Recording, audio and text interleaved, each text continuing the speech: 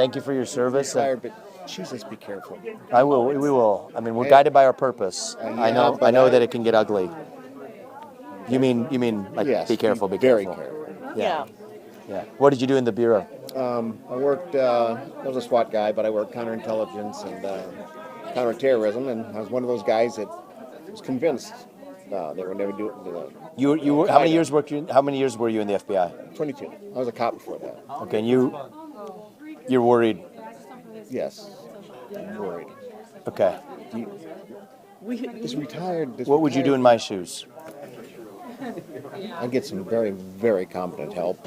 Okay. And some very competent people do some intelligence work for you before you went places. Okay.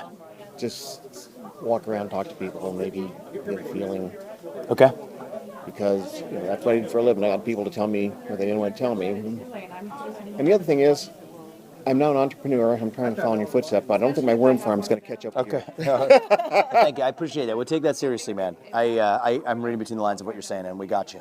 Okay. Thank you. We'll take care of ourselves. And seen how aggressive these alphabet organizations have become. They're coming after you. Yeah, no doubt about it. But we're ready.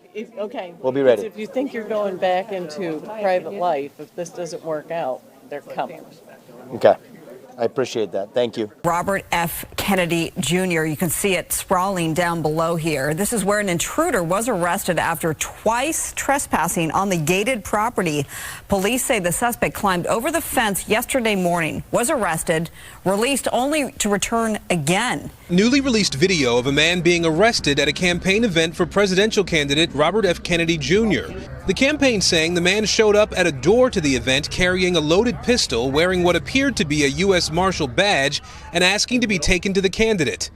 The campaign alleging that security also found a backpack with another handgun, knives, and ammunition before calling police. Given the Kennedy family history, given the request for protection, now given this threat by this person pretending to be a U.S. Marshal, do you believe that the Biden administration is not acting on this out of a political drive?